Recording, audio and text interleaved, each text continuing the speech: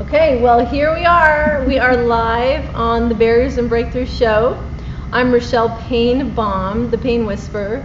We are a little earlier this week for certain reasons, but so we hope you're still catching us and that you caught our ads on Facebook. And we are super excited for our guest today.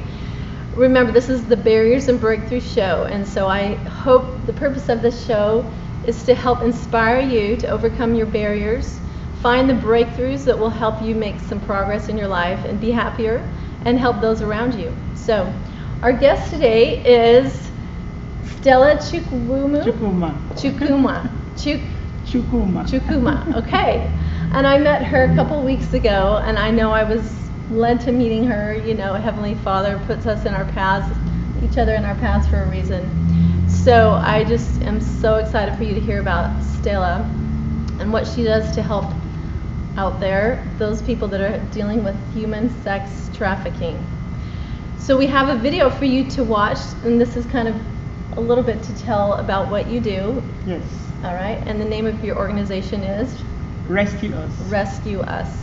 So take a look at this video, and then we're going to answer some questions after that. So pay attention. Rescue Us Inc. Transformation Center. We are a residential, nonprofit, faith-based organization that houses survivors of human trafficking, forced labor, and domestic servitude. We help facilitate the restoration and preparation of the victims for adult living and provide them with community resources. The main issue with these victims is them returning to their previous living conditions and lifestyle because they don't have the means or knowledge to end the cycle on their own. That is where we come in, to meet them where they are. Core value. We are non-denominational, but believe in meeting people where they are and supporting them throughout their journey as family, helping them to become independent and relevant in the society. Our vision is touching lives and showing love. The programs. These plans create a safe home for the survivors aged 18 years and older and run from 6 to 24 months. Phase 1. Assessment. This phase determines their needs, safety, and medical necessity. It also addresses the psychological, spiritual, and physical trauma the survivors have experienced. It is done weekly. Phase 2. Implementation based on individual needs from their plan of service. This is done monthly. Phase 3. This is ongoing transitional housing and support groups in a halfway house setting. During this time, the survivors are beginning to work in the career field they have chosen. Once employed, clients will be required to place 70% of their income in savings. Our mission. Rescue Us provides a home environment of love, acceptance, stability, holistic approach that promotes physical, educational, emotional, and spiritual well-being for the survivors of labor trafficking and sexual exploitation as they learn to live as an adult and become independent. Our vision. Rescue Us facilitates restoration by providing comprehensive informed therapy and referral resources for the survivors. Best practices, which include safety, provide the community awareness through workshops, conference, seminars, and educational videos. So it started when I was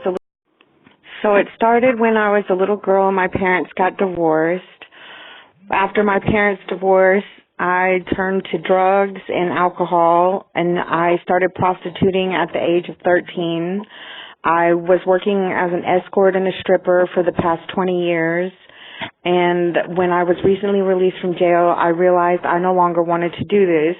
I got online, and I found Rescue Us, and they have taken me in, and I hope to have a career that's outside the sexual industry, working as a medical assistant, and I hope one day to be married to a husband. Wow. That really caught my attention, Stella, when I contemplated this 13-year-old. I have a 14-year-old daughter, and I can't imagine her starting, and for 20 years. 20 years. And going through that. So tell me a little bit, like, you know this person. Yes. So what was it that helped her decide to get out? Or what was the turning point where she wanted to seek your help? Well, after she was arrested and then she was locked up, and she came out, she doesn't have nothing, not even except the clothes she has on. And then she's like, you know, I have been in this industry for 20 years. Wow. and I have nothing to show for it, you know. And then she's like, oh no, I'm not going to go back. It's like some determination, something like I'm not going to do it again. But one thing I also want people to understand that this is a battle of the mind, and you have to make up your mind whether to come out or, you know, whether you're going to be afraid or true, you know. But this one, she made up her mind. She's like, no, I'm not going to go back to it. It's the willingness to come out. That was what happened. When she reached out to us, she was just ready to come out, not to go back again. So what you're saying is like a barrier is it a fear thing, like that they're going to get beat up again, or is it money, that they have someone to take care of them and so they have someone providing for them, so they feel like they don't have anybody to turn to? What are the barriers that keep them doing the trafficking? Okay, you know? To keep them doing it is if they are able to have to, you know, to get the knowledge that there are services out there to help them out. But some of them don't know that that you can come out and there are services for you to be able to come out and be free. Like herself, she initially was afraid, because, you know, when she was there, but when she came out, she now have the ability that I want to go look for. And I think while they're in prison, they also give them, you know, opportunity to say, you know, there are services out there, you can get some help and all that. So, and then when she reached out, she was able to get the help. So when you say services, meaning like resources to get a job someplace else, Yeah. or education, or what do you mean by services? other What I mean is services? like we provide housing. We Okay. provide a facility for them to stay with us. They don't pay, it's free. Okay. No payment, nothing. They stay there for free. As they are staying with us, we help them to look for a job if they want to get a job. We help them go back to school. Yeah. We help them to learn, you know, handwork, something that can keep them and make, you know, help them to be independent. Yeah. You know, so Gain a skill. or yeah, get a something. skill, you know, Yeah. life skill and all that. So help them to learn to cook. You know, these little things that 13-year-old, how are you going to learn to how cook can you learn if to that's cook? all So you do? exactly, Wow. and help them to learn how to, you know, to dress up, you know, dress modestly, you know, help them. All these little things we take for granted, you know, you help them, you empower them to be able to face their fears, you know, Yeah. or how am I? Some of them feel that they can't do without a man. They can't do without somebody beating them, because that's what they are. They That's have always all they know. all they know about. So Yeah.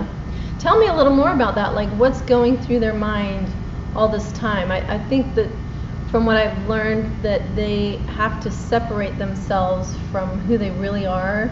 They kind of become a different person in order to, they go in like a survival mode mentally, you know. yes, you know, like if somebody So- is beating you, Mhm. every time, you know you're going to receive that beating. Mhm. You know that you're going to be starved, not eating, not drinking, not even water, not drinking water. You know they're going to lock you up somewhere and make you do what you never. So it's psychologically, you Yeah. block it. It's like, well, you are like trying to, Like dead kind yeah, of dead, yourself. trying to survive each day. You know, it's like, well, they're gonna come anyway. It's Right. either I'm dead or I'm alive. So Right. you know, you choose to live. Hopefully someday somebody's gonna come, hey, and whiskey and just rescue you. You know, so something like that. So Yeah. So they're all kind of waiting. yeah. So we know that the human sex trafficking industry is a $150 billion industry. Oh my God, It's really big, it's right? a lot of money. Like I heard that it's more than Google, Apple, Microsoft, That- like the biggest giants, Amazon, combined. Right. Like it's the second largest industry next to the drug industry. So it's money, right? That's It what is. talks. It is, and And- that's why when their pimp or when their trafficker hears that you're going to take that person away from them, it makes them, you know, they can kill you. Yep. Because that is their money machine. That's Their what survival. they're using. That's each trafficker, each victim can help the trafficker make up to over 250,000 a year. Wow. You see? Yeah. So you think Each that one.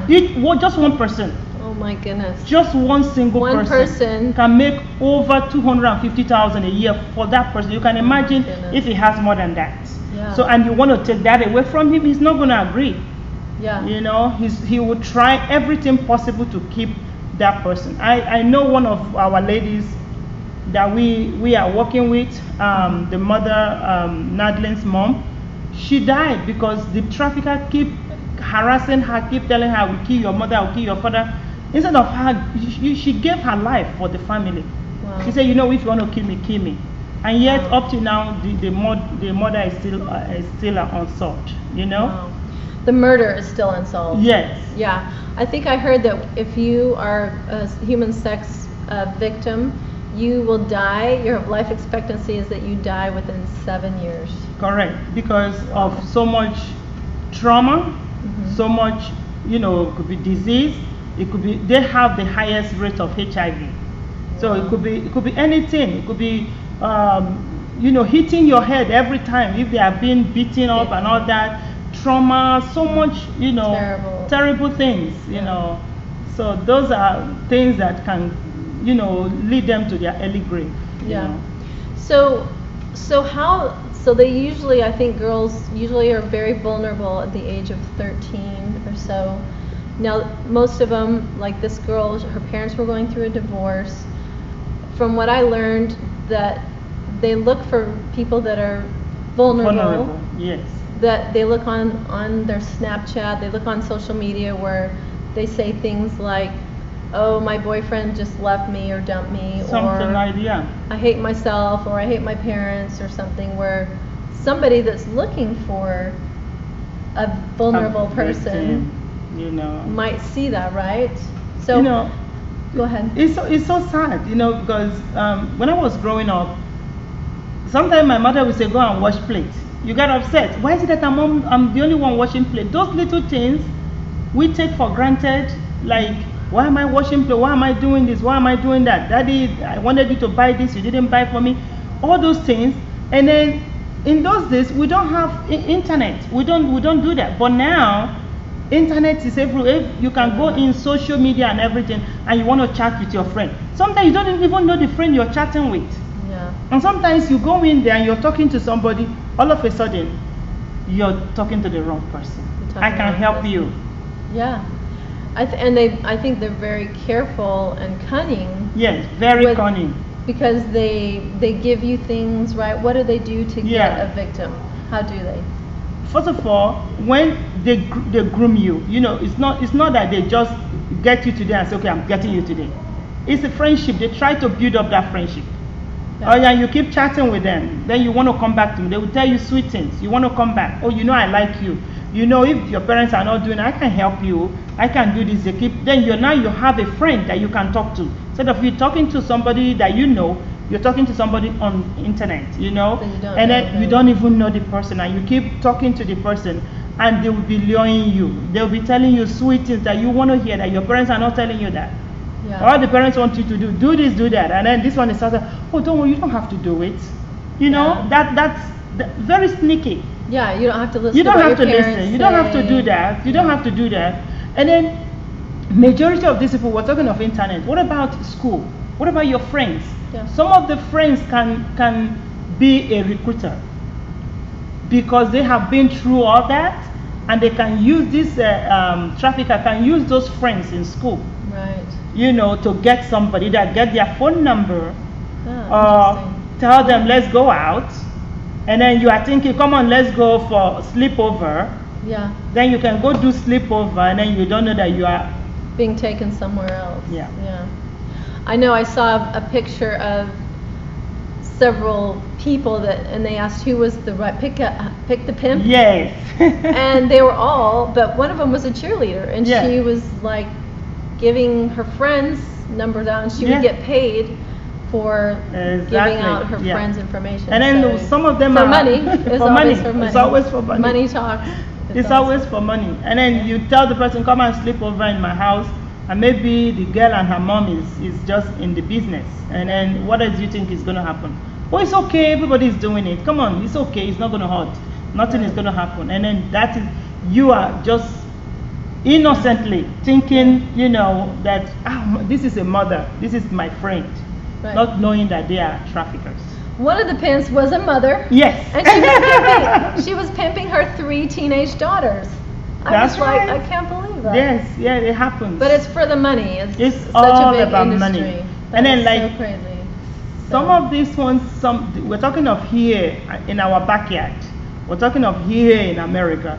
But sometimes internationally, you see these people that maybe because of poverty, it's like, okay, I will come over and I will send your daughter to somewhere to go learn something so that she can change your life. Innocently, not knowing what you're sending your daughter, or so, and then you send them, or could be your son, could be labor, you think they're going to go there and they make them slaves just for money. For money. Oh man, I mean that's just scary. It really. is. Like what's is. the potential out there? Yeah. And right behind you, and you don't know. You don't know. At school. It's right there. Yeah. Some people at school, they go during their lunch break and come back, right? And so. And it's all like it's lunch and not knowing something else is happening. Some of them are being used as escorts. Yeah. So what are some of the signs that you've seen from some of your clients, or what do they give you information of what to look out for, what to be careful for? Well, what can parents beware of, besides the social media? What else? When the child's behavior starts changing, like you see your child getting something very expensive, because that's the stage of grooming. You start seeing them, they are getting phone, that's not the phone you bought for them. They are wearing high watch, high expensive watch. They're wearing all kinds of clothes that you never bought for them. You should be able to ask, where are you getting the money? Because that's time of grooming. That's a big sign. That is a big sign, because when this trafficker is grooming the girl, and he can lavish on that girl, right, buy so many things for the girl, all just to win her over. Right. As soon as that happens, your parents are not going to be happy with you. Why are you this? Well, then the child becomes so rebellious. You can't buy it for me. When somebody buys it, you don't want me to get it. There's always trouble in the house. Then the next thing, don't worry, you can move with me. Oh no. You see? Yeah. That's it. And that's where, because these girls are running away, majority of them are running away because they don't want to hear anymore what their parents are telling them. They just want to go and stay with, and moving with the boy. Oh no, he's buying everything for me, and you don't want them to help me. You can't do it. He can do it, and the child that never talks to you now start insulting you. So they stop talking to you. They become rebellious. Yes. And they've been bought pretty much already. That's right. And then they can have more than one phone. Yeah. One is the one the mother bought for them. So and you the can't other get a one, hold of them when they just use that. That's right. Wow. That's so scary. That's so scary. It is. Wow. Okay, so tell me, how did you get involved? Well, why did you start? What is your story? We should have been talking about that at the beginning, but tell me your story. Oh, what happened is that I go to Sugar Creek Baptist Church, and in my church they work so much with the human trafficking industry, just try to help the girls out. Okay. So every year they have they try to get some of these agencies to come talk to the congregation about what's going on, so that we will see what to look at and all that. So they keep coming and they keep talking to us. But one thing stuck with me, that every time they're talking about the human trafficking, how all these things are going on, they always talk about that. They always go back. Because that's what they are used to. They always go back into the street. They go back into the industry. Go back to their trafficker. And I'm like, how can, if somebody is beating you, why would you want to go back? I needed to come into, to bridge the gap, to say, no, you don't have to go back to the person beating you. And that's how I started, each time I go and I'm always crying, I'm always feeling sad. I feel so horrible. How can I help? How can they say, and they, I just wanted to be involved. I just wanted to see how I can help. Yeah. And this fateful day, I had a dream. When I had this dream, in that dream, I saw myself going on the street, picking them and tell them I have a place for them. Come on, follow me. and I was able to pick few, but some I couldn't. And I was telling them, come on, come on, come on, come on. And then one was screaming, rescue us, please, rescue us. That's how the name Rescue Us came. Oh, rescue us, please, rescue us, please, rescue us. Yeah. And I said, okay, come on, follow me. Don't look back, follow me. And I woke up. I said, what is this? And I started praying about it. And then I remembered I have been asking God, how can I get involved? Yes. How can I get involved? So, and then I'm so sorry.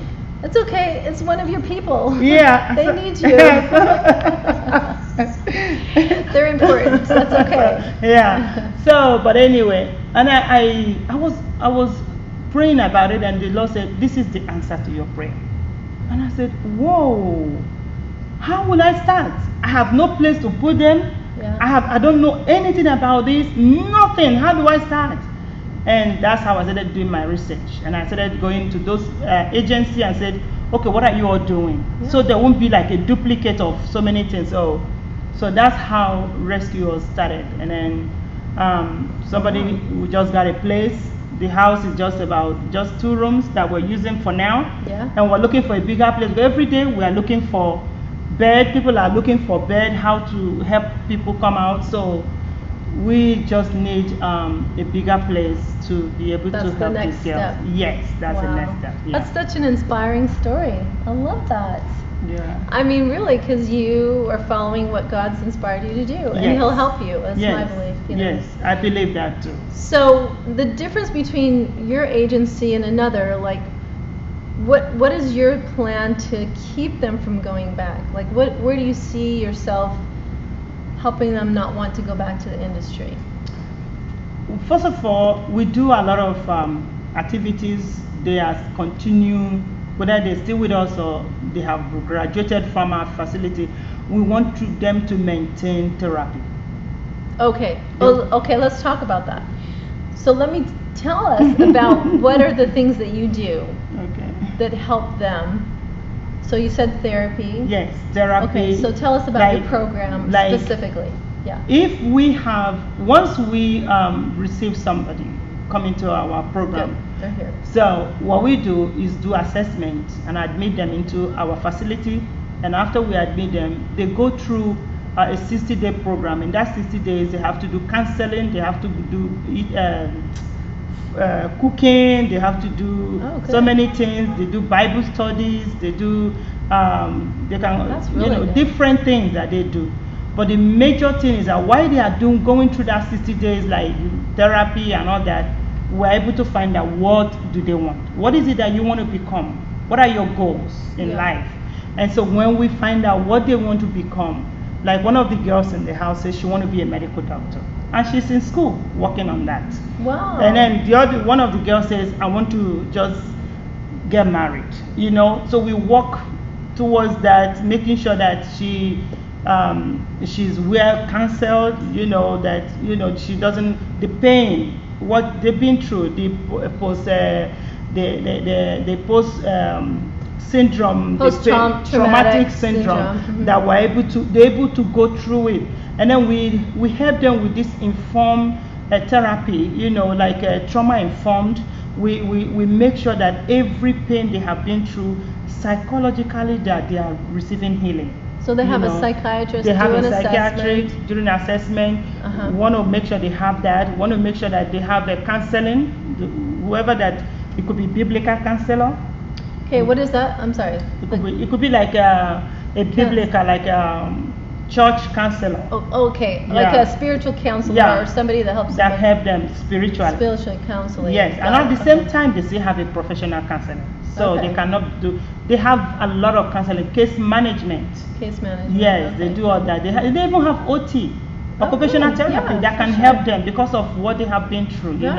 So they have all that. So that was in your video. I saw you had really good. Yes. directives for that. So with that, why they are doing that now? If some of them say they want to go back to school, we work with Houston Community College.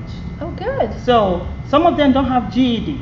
Right. So we help them enroll getting to get into school, to get their GED. We want them to have that. No, just turn it on. You got it. You're good. All right. So some of them don't have that. So it helps them to be able to get the GED.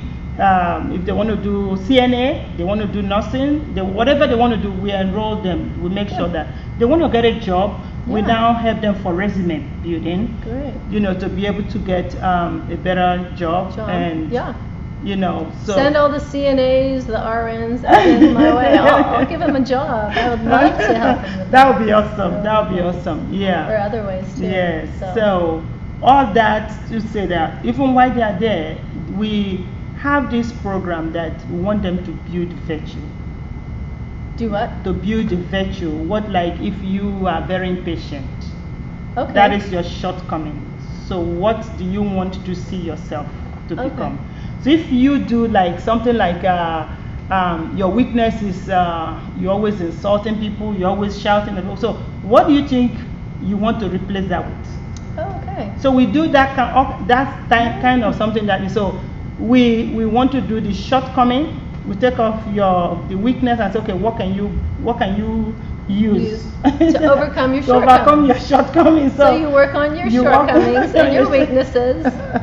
So we do that. Awesome. What about barriers and breakthroughs? You overcome your barriers and have breakthroughs. Exactly. And then we do also something like we have them watch movie. Yeah. So we don't just sit down and watch movie for watching sake.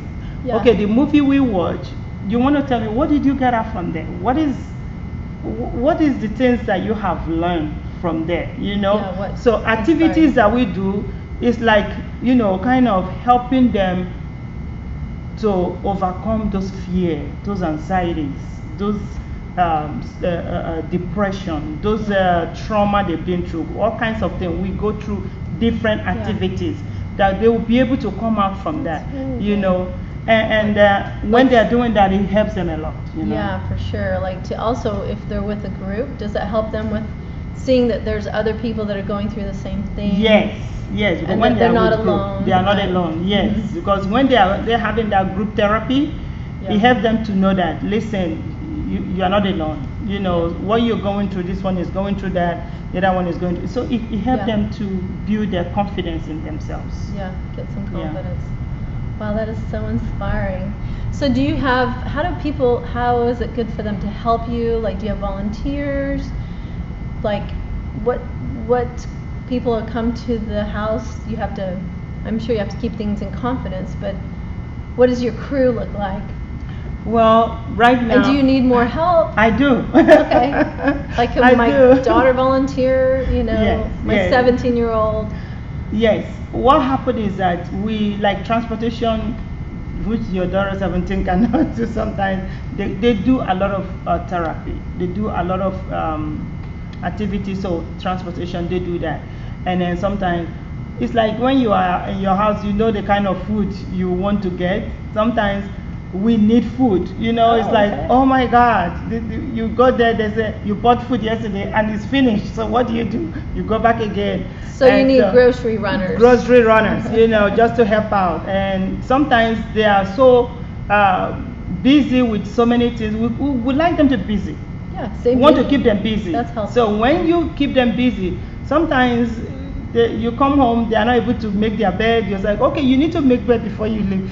All these little small things. Yeah. So we need someone that can come to the house and just help us clean it, just to help them clean the house, and also teach them that even when you are too busy, you still have to do this, So those things. Good. And also, we need also financial help.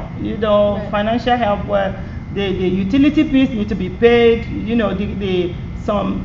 need a house mother. A house mother that will be helping them to organize everything, make sure they go out, they come back on time and all that. When they go for therapy, they are coming home straight and all that. Okay. We need house mothers. Mothers out there. Yeah. All right. I know you can help. Those of you that run your houses. Yes. I know a lot of friends of mine that could be helpful. Yes. For sure. So tell me a little bit about the rules as far as keeping confidences. Like, you don't want to tell what their names are. Are they in danger when they come to you still, or how do they, like, when they escape, are they still in danger, or what are some of those? We want to maintain confidentiality. We don't want a situation where somebody's looking for them, because their pimp are still there. Remember, he was she was making a lot of money for him. Now, even if they are in jail, when they come out, they're still going to look for that person. So if the person want to come out completely, we want to maintain that confidentiality, that so whoever is going to come to work with us, we want to make sure we do background check. We want to make sure that they sign a contract for confidentiality. Whatever we're doing in the house is not going to go out. We don't want them to. So their name, we try to keep their name, except if they want to share. But right now, some of them don't want to share their names, and we want to maintain that. Right. And so, do they call? How do they get a hold of you? Like, are they referred from psych? No. We have we're working with so many agencies. Okay. We're working with so many agencies, so they call us that they have a bed. So when they call us, like Rescue Houston, remember Rescue Houston they have a hotline. Okay. So they have a lot of clients. Yes. Anonymous or whatever. Yes, they call, and first of all they go to a safe house if they are not safe yet. Okay. But our housing is transitional. Is ready to become independent. So we guide them through adult living. So you're teaching them those skills. Life skills to help them transition to adult living. Independence. Okay. Okay. So awesome. That is so exciting. Like I'm just hoping my friends or family will help participate and help volunteer, even if it's a couple times a week or something like that. So.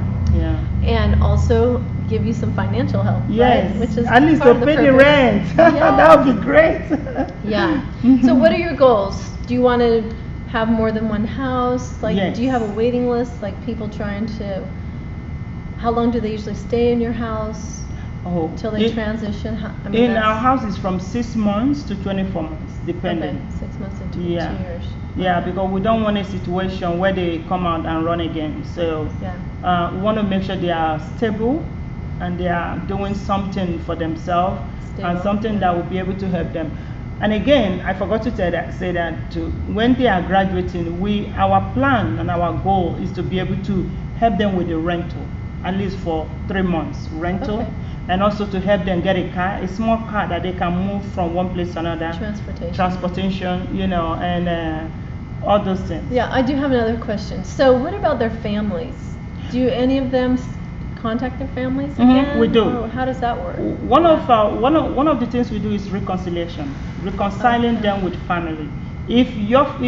Some of the families are the one that push them into doing this. So we have to be very careful with that.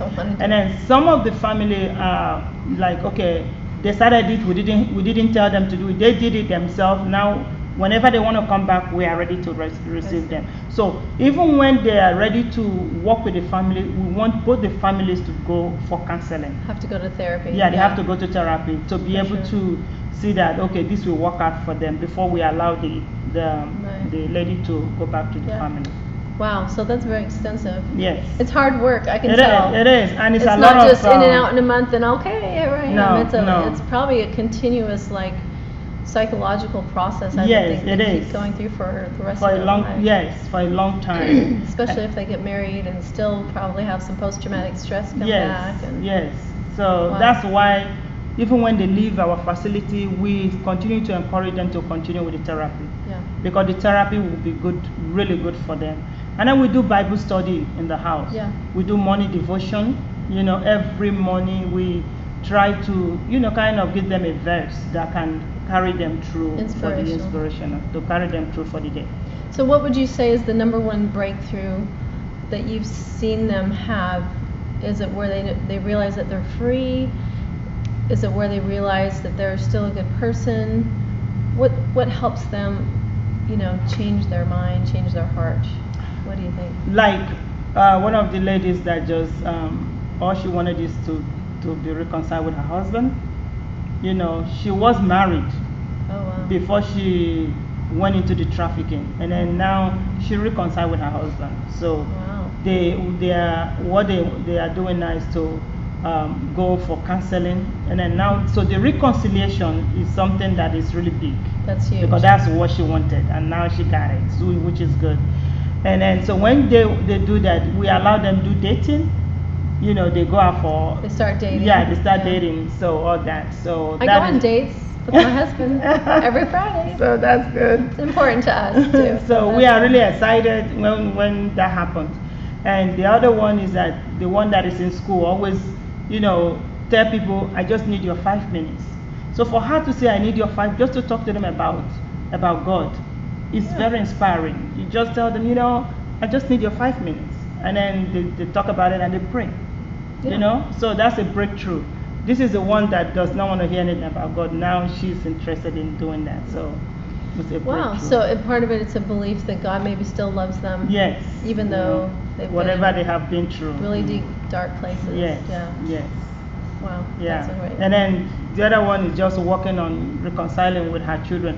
Some of them were married and got children and just, you know, started going all that.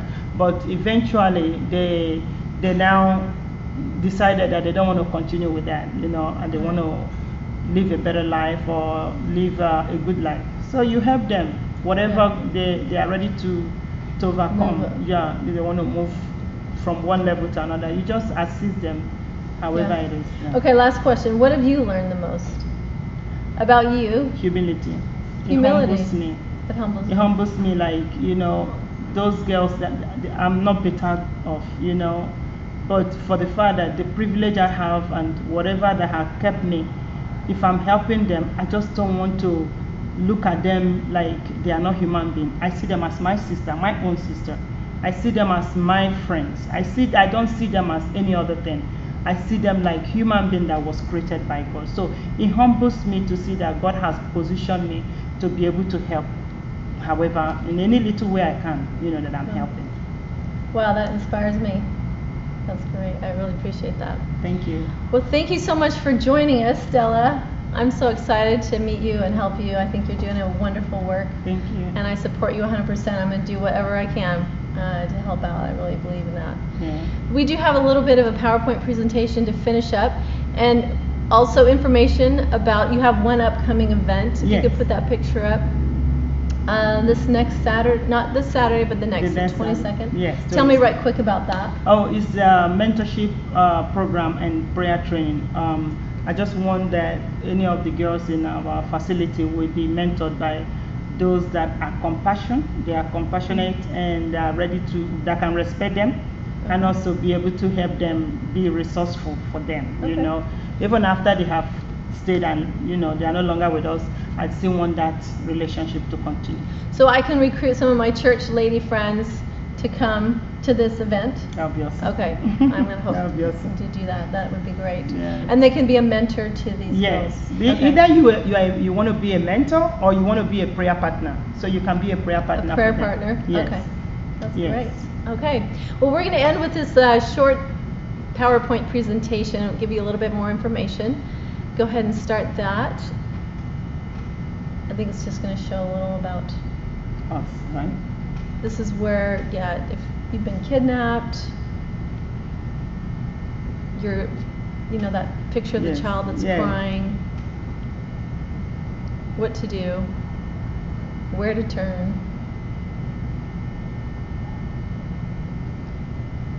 And that you provide shelter, training, education, life skills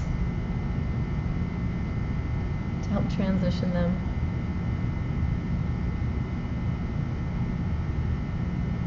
And the end has all your information, right? Yes. So this is how you get a hold of Stella and her organization. It's rescueusmission.org. Okay, so if you suspect that somebody is being human trafficked, would they call the hotline, or they email you, or the hotline is on there. So call the hotline. Yeah. And then you work with the hotline so they can will help let us placement. know. Okay. They will contact us. And if you don't have time, or if you're really busy, or you're not sure how to help, then you can always give money, donations. Oh, yes. And how do they do that?